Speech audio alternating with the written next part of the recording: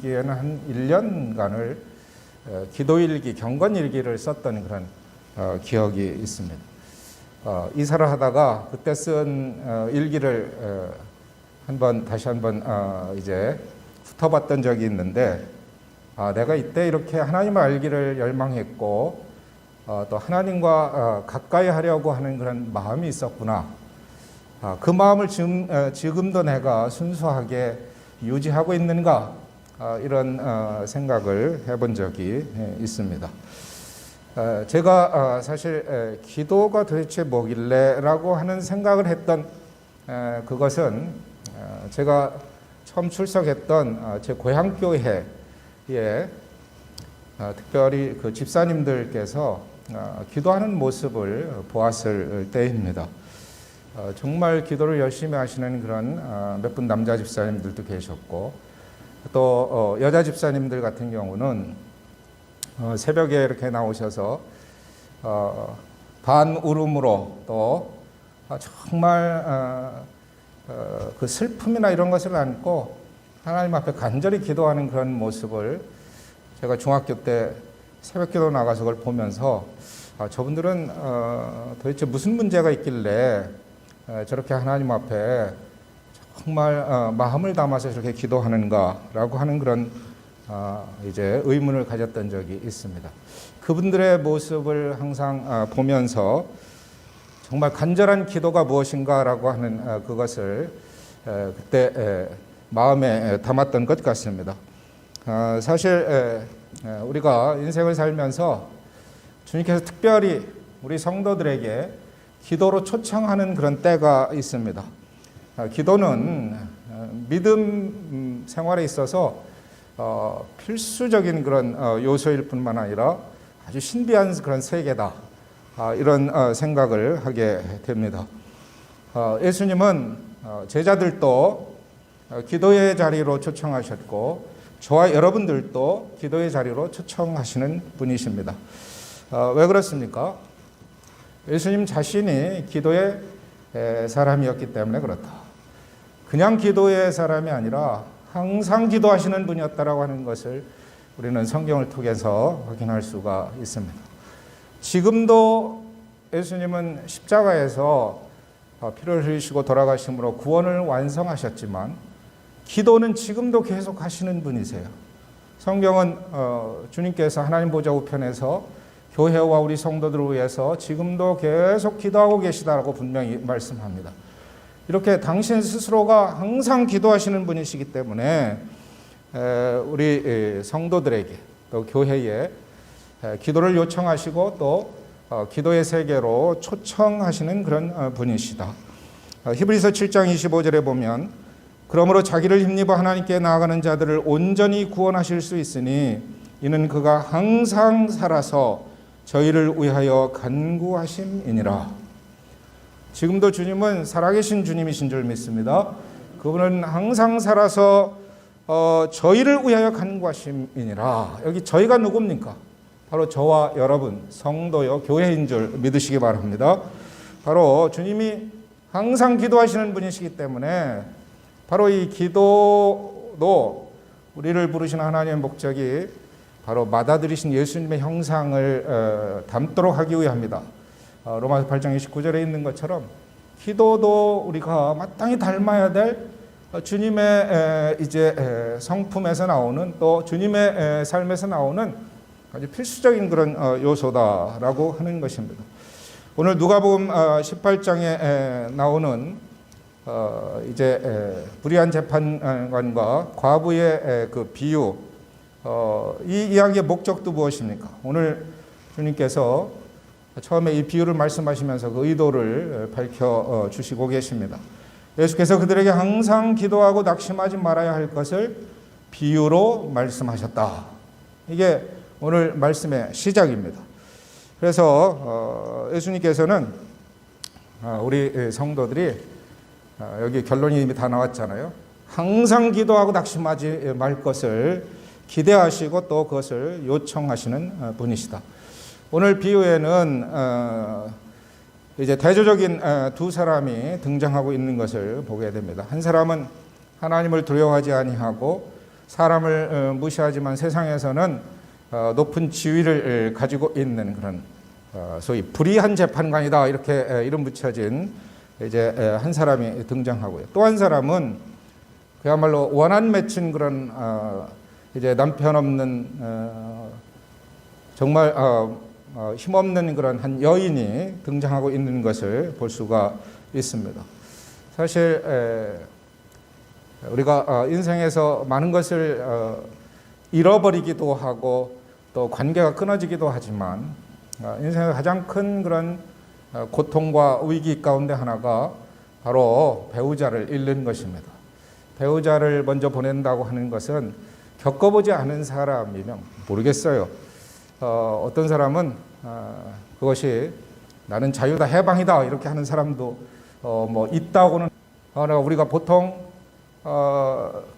우리 삶에서 이야기한다면 특별히 배우자를 잃는 그런 슬픔, 고통 그것은 삶의 한 부분이 어떻게 보면 무너져 내리는 것이죠.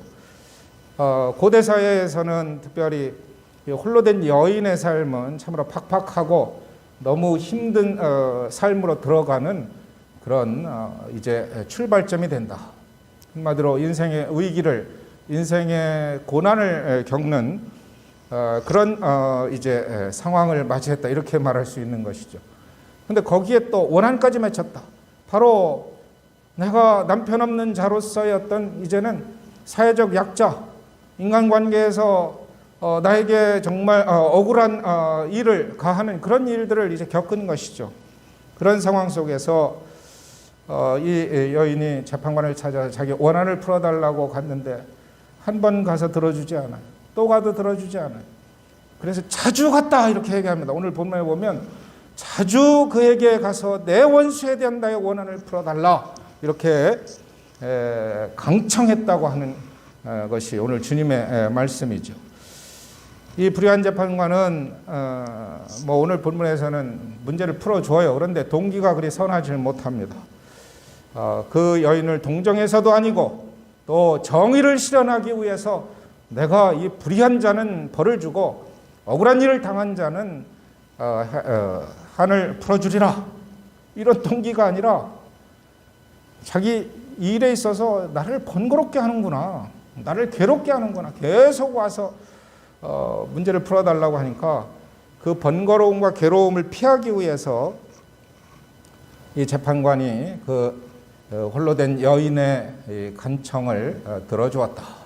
그러면서 주님께서 이 이야기 끝에 하시는 말씀이 뭐예요?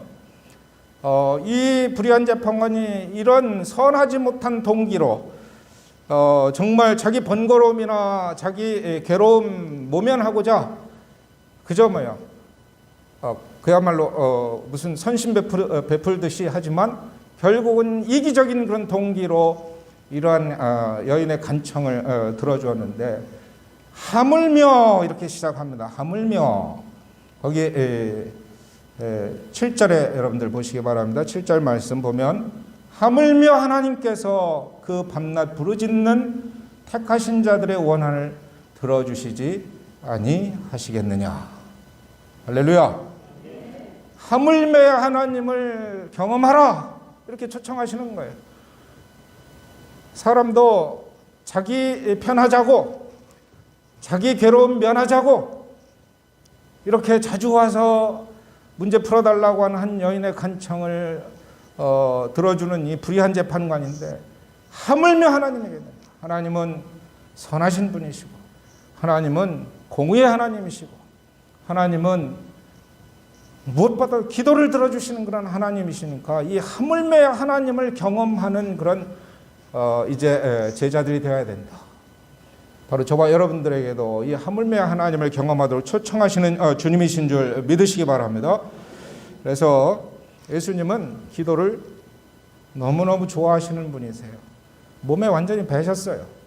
공생애를 사실 때도 새벽 미명에도 기도하시고 제자를 선택하실 때는 철야 기도도 하시고 또 공생을 시작하시기 전에는 40일 동안 금식 기도도 하시고 그야말로 온갖 기도의 그런 이제 모델은 다 보여주시고 제자들이 예수님이 이렇게 기도를 열심히 하시고 기도의 그야말로 목을 매시는 것을 보고서 주님, 우리에게도 기도를 가르쳐 주옵소서.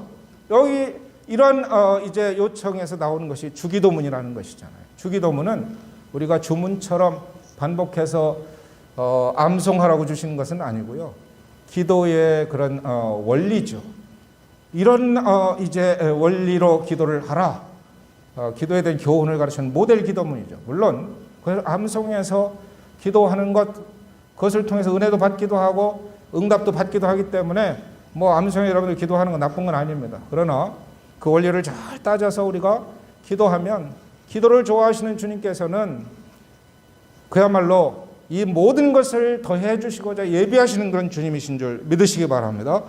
그래서 주님은 우리에게 기도를 가르쳐 주시기도 원하시고 또 우리가 정말 이렇게 간절히 인생의 어떤 지점에서는 내가 기도해야 될 때다. 기도로 우리를 초청하시기도 하시는 분이시고 그야말로 이제 기도에 대한 주님의 마음도 우리로 하여금 내 마음 좀 공감해 봐라. 나와 똑같은 마음 가지고 너희들 기도할 수 없느냐. 여러분 겟세마네 동산에서 주님께서 정말 제자들 데리고 가서 멀찍이 떨어져서 기도하실 때 땀방울이 핏방울이 되는 그런 상황까지 기도하시는데 괴로운 마음에서 정말 제자들의 중보기도, 제자들이 합심하여 기도해 주실 것, 그 마음을 알아주실 것을 기대했는데 제자들은 그야말로 마음은 원이로되 육신은 연약함으로 훌훌 잠을 자는 그런 상황. 그러나 주님께서는 뭐예요? 그 기도의 이제는 그 절정, 기도의 마지막 어떤 그야말로 아버지 하나님께서 들어주시는 그 응답의 그 순간까지 해서 내 원대로 마옵시고 아버지 뜻대로 하옵소서라고 하는 이제는 기도 응답에 대한 또 나의 응답으로 그야말로 기도로 인생을 시작하셨고 기도로 공생애를 시작하셨고 기도로 그 십자가 사역을 마치신 분이 바로 주님이시다. 이 주님이 우리에게 바로 기도하도록 요청하는 저는 우리 성도들이 물론 코로나19 상황 속에서 다 나름대로 위기의식을 느끼고 더 기도에 열심을 내고 이렇게 하셔서 작년에도 매일 기도회, 올해에도 매일 저녁 기도회도 참석하신 분들도 많았고 또 개인적으로 개인 기도 시간도 아마 더 열심히 하시는 것이라고 보지만 이번 9월을 제가 기도하면서 기도를 더 집중하고 기도를 강조하는 달로 삼으라. 정말 기도로 준비하지 않으면 우리가 어떻게 이 환난의 시기를 통과할 수 있고 또 이 시기가 끝났을 때 우리가 어떻게 새로운 어떤 시기에 여러 그 도전들을 우리가 직면해서 정말 믿음으로 주님을 기쁘시게 하고 또 우리도 정말 믿음의 본질 잃지 아니하고 우리의 정체성 제대로 지키면서 우리 자신, 우리 가정, 우리 교회 또 이 사회 속에서 우리 일터 속에서 정말 하나님과 함께 더불어서 믿음의 길을 걸어갈 수 있는 것. 기도해야 되겠다. 여러분 기도하시기 바랍니다. 주님의 초청에 응하시기 바랍니다. 그렇다면 오늘 주님께서 이 비유를 통해서 우리에게 말씀하시는 이제 기도의 모습은 어떤 것일까요? 그걸 한 6가지 정도로 정리를 좀 해보고 싶어요. 간략간략하게 함께 나눕시다. 첫 번째는 오늘 이 비유를 통해서 저는 무엇보다도 주님께서는 우리 사람들에게 너희들이 위기를 맞이할 때 기도하라 라고 하는 그런 우리에게 간절한 마음으로 권면하고 계시다라고 하는 것입니다. 여러분 인생 살면서 우리가 느끼는 것이 무엇입니까? 산 넘어 산이다. 물첩첩 산 그야말로 산첩첩 뭐라고 합니까? 에? 산 하나 넘으면 또 산이 나오고 고개 하나 넘으면 또 고개가 넘는 것이 우리 인생이다. 그래서 어떤 분은 그런 얘기를 해요. 문제에 너무 집착하면 그야말로 문제 때문에 고민하고 문제 때문에 늘 염려하다가 인생 다 끝나니까 아예 문제에 집중하지 말고 하나님을 바라봐라. 주님을 바라봐라. 주님 얼굴 바라보면서 그러면 문제가 주님과의 관계 속에서 그것이 다 녹아 이제 우리의 삶에서 문제 없는 인생처럼 살 수 있다라고 그런 얘기까지 하잖아요. 그러나 우리가 그럴 수 있습니까? 환경에서 이런저런 고민들이 닥쳐오고 위기가 닥쳐오면 여러분 그때 어떻게 하시겠습니까? 머리 빠지잖아요. 그야말로 스트레스 받아서 염려와 근심 속에 항상 마음이 무겁고, 왜 이 목 뒤가 뻐근하고 무거워집니까? 생각이 막히기 때문에 그런 것이죠. 지혜가 막히죠. 이 문제 어떻게 풀어야 되나? 내가 풀 수 없는 거대한, 그야말로 이제는 전 지구적인 어떤 그런 문제들이 닥치고, 나라의 문제가 나를 엄몰하고, 내가 뭔가 계획했는데 나라의 어떤 정책이나 아니면 제도나 법이 순간적으로 딱 내가 이번에 좀 대출 받아서 뭔가 가게를 한번 열어봐야 되겠다. 근데 갑자기 우리 보통 사람들은 생각도 못했던 대출 금지 혹은 대출 제한, 이렇게 하면 그럼 어떻게 할 거예요? 우리가 정말 답답하고 또 문제만 어떤 그런 상황 속에서 인생에 항상 위기가 우리를 힘들게 하고 어렵게 한다라고 하는 것이죠. 여러분, 거듭 말씀드리면 오늘 본문에 등장하는 이 홀로 된 여인은 참으로 당대에 그 자체로서 벌써 내가 고생길에 들어갔구나. 2000년 전 이제 그 관습과 그 상황에서는 여인으로서도 사실은 사회적 지위가 낮았고,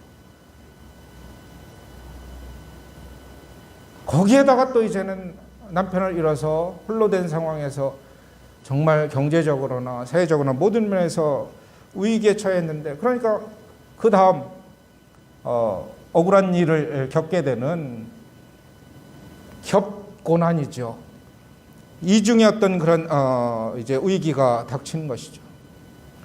그래서 이러한 상황 속에서 이 여인은 재판관에 가서 얼마나 그냥 간절함으로 기도했을까 한번 상상을 해보세요. 정말 그의 간청은 가슴 아픈, 막 가슴 깊은 데서 나오는 그런 소리였을 거라고 생각이 되어집니다. 아마 눈물의 애원이었을 수도 있을 거예요. 정말 어떻게 보면 답답하고 억울해서 미칠 듯한 그런 외침의 소리였을 수도 있어요. 그렇게 고통스러운 소리로 간청을 한 것이죠. 제발 제 원한을 풀어주세요.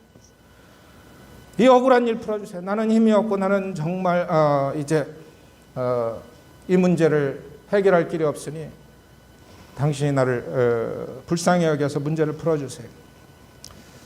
어쩌면 또 반대로 뭐예요?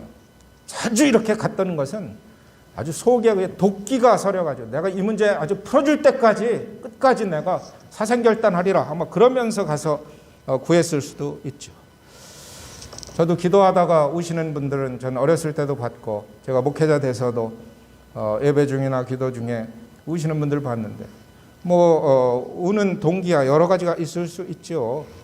잃어버린 영혼을 불쌍히 여겨서 기도하다가 정말 그 영혼을 사랑하신 주님의 마음이 내 마음이 돼서 우는 분들도 있겠지만, 대부분 기도하다 우는 분들은 자기 인생이 슬프고 힘들고 아프고 서러워서 우는 경우들이 대부분일 거라고 생각이 되어져요. 함께 이제 어려운 사정 듣다가 함께 기도합시다. 그래서 짧은 시간에 기도하는데 그때 막 우는 분들 있으면, 사람이라는 게 다 그렇잖아요. 감정이 같이 있으니까 속이 메어지죠. 가슴이 그야말로 터질 듯이 얼마나 힘들고 아팠으면 이 순간 같이 기도하는데 이 짧은 시간에 저렇게 우실까? 가슴이 먹먹해지죠. 여러분, 이 재판관은 그럼에도 불구하고 아주 냉혈한처럼 나를 왜 그렇게 번거롭게 하나? 조금의 공감도 없이 그랬는데, 그러나 하물며 하나님은 우리가 이렇게 힘들고 어려울 때 위기를 당했을 때 기도하시면 우리와 같이 울어주시는 하나님이시고 우리와 같이 아파하시는 하나님이시라고 하는 것을 잊지 마시기 바랍니다. 그 하나님을 바라보시기 바랍니다. 여러분, 사무엘상에 나오는 한나라는 여인 여러분 잘 아시잖아요. 한나는 남편의 사랑을 받았지만 태를 열지 못하는 그야말로 저주받은 여인이라고 하는 그런 이제 손가락질, 또 스스로 자존심도 상하잖아요. 거기다가 분인나가 자기를 자꾸 격동시켜서 자존심 상하게 만들고, 남편이 갑절의 무엇을 준들 그게 무슨 마음의 위로가 되었습니까? 고통스러우니까 어디로 갔습니까? 성소로 가서 그런 자기의 아픈 그런 속사정을 정말 하나님 앞에 간절하게 기도할 때 엘리 제사장은 그가 마치 술이 취해서 뭔가 그야말로 술 주정하는 것처럼 보았는데 그는 속에 있는 그 아픔을 여인으로서 큰 소리 내지 못하고 기도했던 것입니다. 여러분, 하나님은 그의 그런 애절하고 마음을 토하는 기도 소리에 마음을 여시고 그의 간구를 들으신 줄 믿으시기 바랍니다. 사무엘이라는 아들을 주셨고 그 이후에 또 하나님의 이제 그 기도와 하나님을 향한 헌신을 그가 끝까지 가지고 계속 기도하니 그야말로 자녀들을 허락하셔서 복된 여인, 참으로 여러분 한나의 그 기도가 기록된 것을 보면 성경에 기록된 그야말로 어떤 사람의 기도보다도 그야말로 아주 믿음의 깊이가 있고 하나님의 그야말로 계시가 담겨진 그런 기도를 한 거예요. 여러분, 오늘 본문에서 가슴 아픈 소리를 내어 재판관에게 강청하는 과부의 마음 이해할 수 있습니까? 여러분, 정말 이 재판관은 과부를 동정하기보다는 거듭 말씀드리지만 그냥 자기 편의주의에 입각해서 하지만 하물며 하나님은 뭐예요? 정말 이제 우리의 마음을 아시고 위기를 기회로 바꿔주신 분인 것을 믿으시기 바랍니다. 위기를 기회로 바꿀 수 있는 기도밖에 없다라고 하는 거예요. 위기가 우리로 하여금 하나님께 간절히 기도할 수 있도록 인도한다면 그 위기는 우리에게 축복의 기회인 것을 믿으시기 바랍니다. 위기를 우리가 기도하는 어떤 그런 이제 계기로 삼는다면 여러분, 그것은 위기가 하나님이 우리와 함께 하시고 하나님을 풍성히 경험하는 그런 놀라운 그런 은혜의 기회가 된다고 하는 것, 여러분들도 아마 많이 경험하셨을 거예요. 그래서 여러분, 우리는 그리스도인으로서 우리가 뭔가 실패가 계속 거듭된다면 한번 깊이 생각해 봐야 돼요. 그것은 기도의 실패일 수 있는 것이 아닌가. 내가 정말 이 오늘 본문에 등장하는 여인처럼 그렇게 끈질기게, 흔히 이 본문 말씀 가지고 우리가 강청기도라고 그렇게 표현하잖아요. 저는 강청이라는 말에 어감이 좋지 않아요. 잘 쓰지 않는 용어인데 뭐 떼쓰는 기도같이 여겨서 그런데 간절함이 담겨져 있는 기도잖아요. 그 기도 그런 이제 기도를 내가 과연 그런 위기 속에 했는가. 설렁설렁 그냥 넘어가면 또 반복되는 실패와 반복되는 어떤 그런 시행착오를 겪는 인생이라면 우리 그리스도인은 정신을 차려야 돼요. 주님께서 나에게 기도로 초청하시는데 내가 응답하지 않고 불신앙으로 계속 나아가고 있구나. 스스로를 한번 점검해 봐야 될 그런 때다라고 하는 것이죠. 그래서 거꾸로 이야기하면 우리 그리스도인들의 승리는, 우리 그리스도인들의 영광은 결국은 기도의 승리고 기도를 통한 주님께 주시는 영광이기 때문에 주님께 돌려야 될 그런 영광이다 라고 하는 것이죠. 여러분, 기도할 수 있다면 아직 낙마할 때가 아니라고 하는 것을 늘 기억하시기를 바랍니다. 기도할 수 있다면 절망할 때가 아직 아니에요. 그래서 기도할 수 있다면 아직 내게 희망이 있다. 아직 주님께서 일하실 기회다. 전능하신 하나님, 의로운 재판장이신 하물며 그 하나님을 내가 경험하리라. 나의 원한, 나의 문제, 나의 고민을 풀어주실 그 하나님께 나아가리라. 결단하시는 여러분들 되시기를 주의 이름으로 축복합니다. 여러분들의 눈물을 닦아주시고 또 여러분들의 고민도 풀어주시고 또 우리의 슬픔이 변하여 춤이 되게 하시는 하나님, 참으로 우리의 베옷을 벗기시고 우리로 하여금 자주색 옷을 입히시는 그 하나님, 참으로 제 대신 화관을 씌우시는 그 하나님을 우리는 오히려 이 고난의 시기에 기도를 통해서 경험할 수 있다. 믿으십니까? 소망을 가지시길 바랍니다.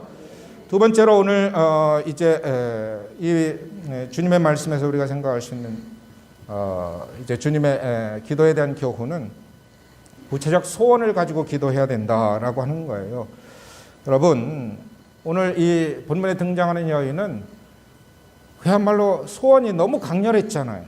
내가 이 원한 이 억울한 일 내가 반드시 이 재판관을 통해서 풀리라라고 하는 그런 소원이 있지 않았습니까? 자기가 무엇을 원하는지 분명히 알았다라고 하는 것입니다. 놀랍게도요, 우리 사람들은 그저 먹을 것 좀 풍족하고 별 문제 없거나 뭐 이런 경우는 대부분 더 그렇고요. 무엇을 원하는지 스스로도 사실 질문에 답을 잘 못하는 경우가 너무 많아요. 무엇을 인생에 지금 가장 원하고 있어요? 이렇게 질문하면 글쎄요, 나 뭐 원하는 거 뭐 있나요? 그냥 가정 평안하고 자녀들 건강하고 큰 문제 없이 사는 거. 다 똑같은 대답. 연말에 송구영신 예배 때 신년도 기도 제목 내라고 하면 저 그거 안 하지 않습니까? 거의 비슷해요. 평상시에 구체적인 마음의 소원을 가지고 하나님께 기도의 자리로 나아간 자라면 기도는 굉장히 구체적이어야 되는 것이다. 물론 어디 뭐 기도 제목 내고 그러는데 구체적 기도 제목 낼 수도 있지만 일부러 두루뭉실하게 내는 그런 분들도 물론 있겠습니다만, 그러나 평상시 내가 정말 기도의 자리에 나아가서 기도를 통해서 하나님을 구체적으로 실제적으로 경험하지 못해서 그저 막연하게 하나님 저를 복되게 해주세요, 저에게 은혜 베푸세요, 너무 추상적이고 너무 일반적인 어떤 그런 마음의 소원을 품고 신앙생활하고 기도생활한다면 그건 분명히 문제가 있는 거예요. 여러분, 그렇기 때문에 주님은요, 어떤 문제를 갖고 온 사람이든 누구든 주님께는 반드시 질문하셨어요. 내가 무엇을 내게 해주기를 원하느냐? 주님이 모르시는 거 아니잖아요. 자리에 누워서 중풍병자가 왔는데 뻔한 거 아닙니까? 일어서기를 원하는 거 아시는데도 물어봐요. 눈먼 자가 다윗의 자손 예수야 하고 소리 지르면서 다가오면 그거 묻지 않아도 뻔히 알잖아요. 그러나 내가 내게 무엇을 해주기를 원하느냐? 주님은 물으셨던 거예요. 구체적 소원, 그것을 입술로 시인하고 정말 그런 고백을 듣기를 원하시는 주님이시다라고 하는 거예요. 그리고 우리가 원하는 것을 얻기 위해서는 가장 먼저 해야 될 것은 내가 뭘 원하는지를 분명하게 결정하는 거예요. 우리가 이것을 알지 못하면 조용한 시간을 가지고 하나님, 제가 제 인생에서 한번 이렇게 나눠보세요. 가정생활에서 제가 원하는 것이 무엇인지 우선순위를 해서 한번 쭉 기도를 해보세요. 내가 내 아내와 더 깊은 소통, 더 친밀감을 누리기를 원합니다. 뭔가 말이 안 통하는 것 같고 뭔가 거리감이 있어. 그거 가지고 기도해야 되는 거예요. 자녀들이 자라가는데 내가 소외되는 것 같고 뭔가 내 설 자리가 없어지는 것 같아서 뭔가 공허하고 힘듭니다. 그 문제 가지고 기도해야 되는 거예요. 주님, 자녀들을 이제는 내가 빈둥지 증후군을 느낄 것이 아니라 자녀들을 놓아보내주는, 그를 떠나보내는 연습을 하기를 원합니다. 제 마음에 공허감이 없이 아버지 하나님의 은혜로 인하여서 오히려 제가 충만하고 감사하고 저런 자녀들을 내 자녀로 허락하신 주님께 내가 감사하고 찬양하고 그를 축복해주는 그런 제가 되기를 원합니다. 그것이 제 소원입니다. 이렇게 정해야 되는 거예요. 구체적으로 내가 묻고 그것을 확정하는 과정이 있어야 됩니다. 그래, 조용한 시간 갖고 내가 원하는 것이 무엇인지 알지 못하면 자기 마음을 좀 살피는 것도 필요하다. 그 지혜인 것 같습니다. 정말 내가 원하는 것이 무엇인지를 묻고 또 물어서 그것을 나름대로 정리하는 거예요. 세상 사람들도 버킷 리스트라는 것을 만들어서 내가 30세 때 하고 싶은 일, 20세 되신 분들, 20대 분들이 서운해 하실지 모르니까 20대 때 하고 싶은 일, 그거 정해놓고 나름대로 하는 사람들도 있는데, 정말 내가 하나님께 기도해서 구체적으로 주님께 응답받기를 원하는 이런 것들을 왜 우리가 확정하지 못하고 그것을 갖고 있지 못하는 것. 하나님은요, 하나님이 어떤 분인가를 우리가 정말 경험하면서 알기를 원하고 말씀을 통해서 그걸 확실하게 우리 삶의 기준으로 갖고 계시기를 원해요. 하나님 어떤 분이십니까? 우리로 하여금 소원을 두고 이제 행하시는 그런 분이신 것을 믿으시기 바랍니다. 빌보서 2장 13절 보면 너희 안에서 행하시는 이는 하나님이시니 자기의 기쁘신 뜻을 위하여 너희로 소원을 두고 행하게 하시나니. 우리로 하여금 소원을 두고 행하게 하시는 분이시다. 우리로 하여금 꿈을 갖게 하시고 우리로 하여금 인생의 목표와 목적을 갖게 하시는, 그것을 두고 행하게 하시는 분이시다. 그래서 평범한 사람 같은데 우리 그리스도인들은 원대한 세계 비전 갖고 있는 분들도 있어요. 그것 가지고 기도하는 분들도 있는 거예요. 그저 일상 늘 성실하게 살아가는 사람 같은데 당신 꿈이 뭡니까? 당신 소원이 무엇입니까? 그러면 나는 내가 기도하는 이제 그 필리핀의 영혼들을 한 사람이라도 더 주님께로 인도하는 것이 내 인생의 목표입니다. 내가 앞으로 돈을 번다면 그들을 위해서 내가 선교 사역에 이렇게 난 헌신하는 것이 내 꿈입니다. 이게 우리가 가져야 될 구체적인, 그야말로 그래야 믿음뿐만 우리 삶이 역동적이 되는 거예요. 우리 삶에 어떤 힘이 있어지는 거예요. 그래서 여러분 소원을, 마음을 살펴서 잘 관찰해서 그 소원을 나름대로 정리도 해보는 그런 시간도 갖고, 그걸 기도 제목으로 갖고 하나하나 이루어지면 그것에 대해 감사하고, 어떻게 내가 이것을 또 나눌 것인가, 이런 기회들도 갖는 것 참 중요하다라고 하는 것입니다. 오늘 이렇게 우리가 구체적으로 소원을 가지고 기도하기를 원하시는 주님이실 뿐만 아니라, 이 기도에서 또 빠질 수 없는 것, 간절함으로 기도하기를 원하신다. 강청하면서 이제 기도하기를 원하시는 주님이시다. 우리가, 여러분, 인생에서 에너지가 무엇입니까? 우리 인생의 에너지, 생각입니까? 생각도 굉장히 중요해요. 생각도 계속 반복해서 하면 생각이 반복된 그게 힘이 돼요. 그러나 진짜 우리에게 힘이 되는 것은 감정이죠. 감정은 우리 인생, 우리 몸을 움직이는 엔진과 같은 것이거든요. 그래서 그 감정을 잘 다스려야 되는 거예요. 부정적인 감정, 분노, 시기, 질투, 증오, 이런 것은 우리를 파괴하고 다른 사람도 파괴하지만, 그러나 정말 열망, 열정, 그리고 구체적인 기쁨, 감사, 이런 감정은 뭐예요? 우리 삶을 정말 행복하게 하고, 또 다른 사람들에게도 선한 영향을 끼치게 하고, 하나님의 일도 충성되게 감당하게 하는 그런 에너지원이 되는 거예요. 여러분, 기도도 열정을 가지고 기도하기를 원하시는 거예요. 불타는 소원을 갖고 기도하시길 원하시지, 그냥 소원 돼도 되고 안 돼도 되고 이게 아니라면 막 불이 붙어야 되는 거예요. 그걸 원하신다라고 하는 것이죠.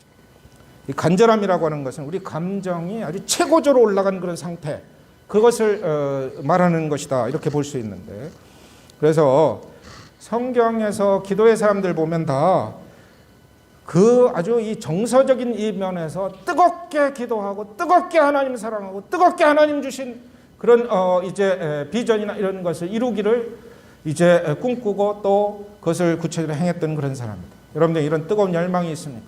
기도할 때 이런 간절함이 있습니까? 정말 그 감정을, 기도하는데 여러분들 함께 정말 마치 엔진에서 불을 붙인다, 그 다음에 엑셀레이터 밟는 것처럼 그 간절함으로 여러분들 주님 앞에 나가서 기도할 수 있는 여러분들 될 수 있기를 바랍니다. 열정적인 기도를 좋아하시는 주님. 그래서 주님은 미지근한 거 굉장히 싫어하시는 분.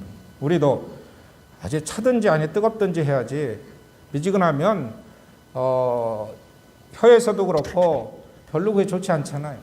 그렇죠? 우리가 잘 아는 라오디게아 교회를 향하여 주님께서 말씀하신 그 말씀, 여러분들 항상 기억해야 합니다. 내가 이런 뜨거움이 있는 거, 네? 내가 내 행위를 아노니 내가 차지도 아니하고 더없지도 아니하도다. 내가 차든지 더없든지 하기를 원하노라. 내가 이같이 미지근하여 더없지도 아니하고 차지도 아니하니 내 입에서 너를 토하여 내치리라. 기도도요, 우리가 열정 가지고 뜨겁게 기도합니다. 아니면 냉철하게 이성적으로 말씀에 입각해서 약속 붙잡고 하나하나 냉철하게 이렇게 하든지 필요하다라고 하는 것이죠. 여러분, 왜 주님께서 이렇게 말씀하십니까? 무슨 막 열정 가지고 막 뜨겁게 하는 분위기 때문에 그러는 것입니까? 아니잖아요. 우리가 그만큼 뜨거운 어떤 그 열정을 갖고 있으면 응답되었을 때 기쁨이 그것에 비례할 수밖에 없는 거예요. 그렇잖아요. 밋밋하게 돼도 좋고 안 돼도 좋고 이러면 돼도 별로 시큰둥하고, 그러나 내가 그냥 뜨거운 열망 가지고 그것을 소원했는데 이루어지면 그 기쁨이라고 하는 것은 엄청난 것이죠. 하나님은 기쁨의 하나님이시기 때문에 우리에게 기쁨을 같이 누리기를 원하시는 거예요. 그래서 응답받을 때 기쁨이 충만해지는 그런 기도, 그 기도를 하물며 하나님을 통해서 경험하기를 원하시는 주님의 그 마음을 헤아리라 라고 하는 거예요. 네? 주님께서 분명히 말씀하셨잖아요. 지금까지는 너희가 내 이름으로 아무것도 구하지 아니하였으나 구하라. 그리하면 받으리니 너희 무엇이 충만하리라? 너희 기쁨이 충만하리라. 아멘. 기쁨이 충만해야 되지 않겠습니까? 네 번째로는 오늘 주님께서 말씀하시는 이 본문에서의 교훈은 집중해서 기도하라, 끈질기게 기도하라 라고 하는 것입니다. 여기 자주라는 말을 여러분들 거기 3절에서 다시 한번 확인하시기 바랍니다. 3절 보면 그 도시에 한 과부가 있어 자주 그에게 가서, 이렇게 되어 있습니다. 끈질기게 집중해서 하는 것이죠.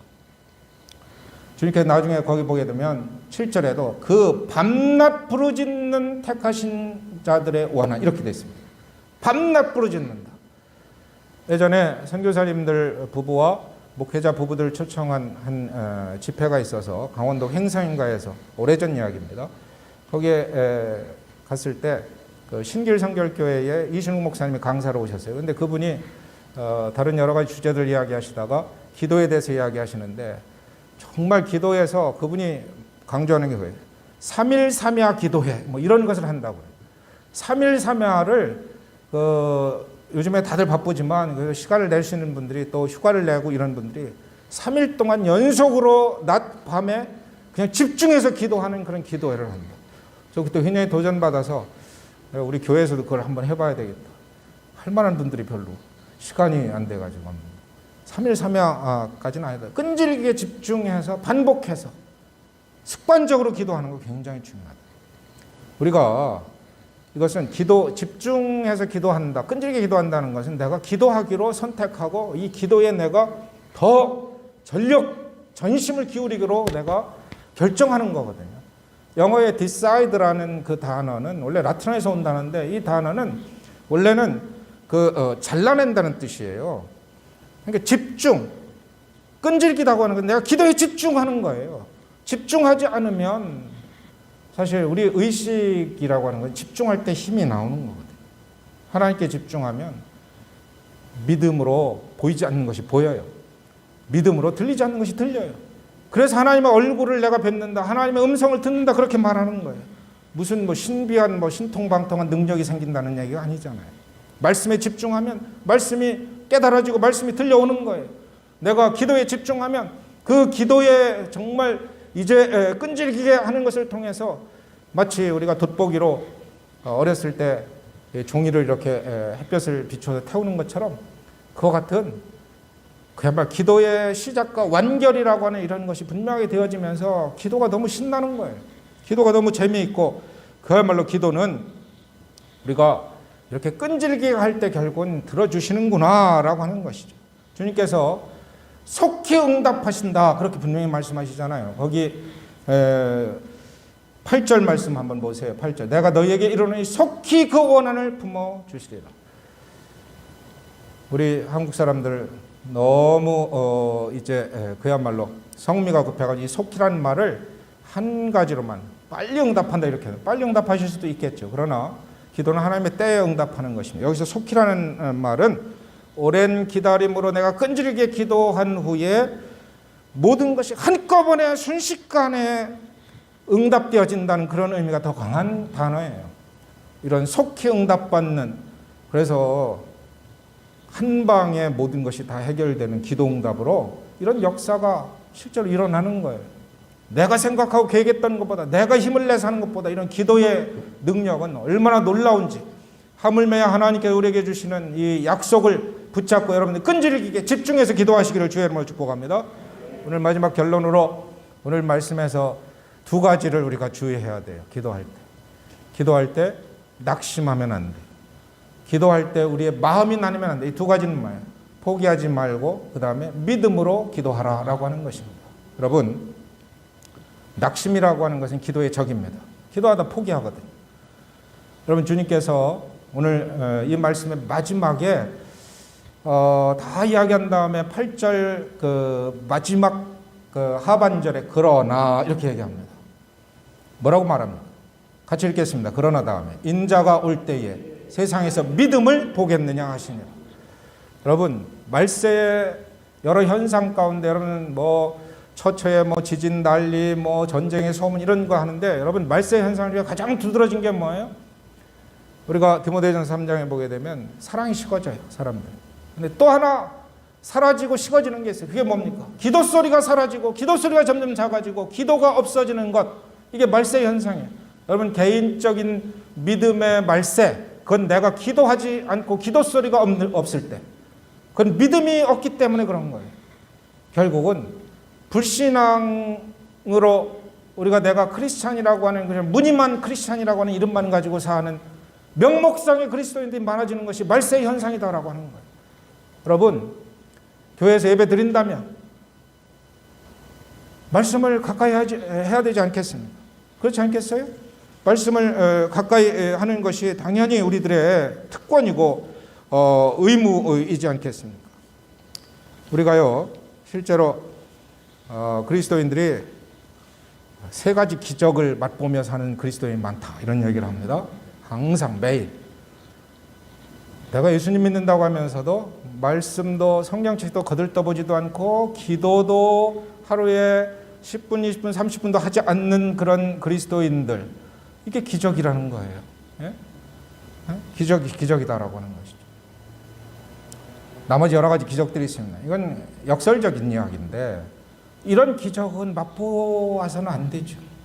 하물며 하나님, 우리가 기도하면 속히 응답하시고 정말 우리의 믿음을 기뻐하시면서 우리에게 좋은 것으로 채워주시는 그 선하신 주님, 그 주님의 응답을 통해 기적을 맛봐야 되지 않겠습니까?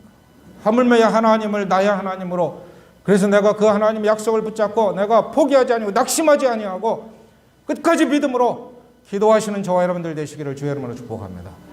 9월 한 달 기도의 달로 삼으십시다. 기도로 승리하십시다. 기도로 정말 주님을 기쁘시게 함으로 주님의 탄식이 주님의 환호성으로 바뀌게 하는 저와 여러분들 될 수 있기를 바랍니다. 그러려면 하물며 하나님을 신뢰해야 합니다.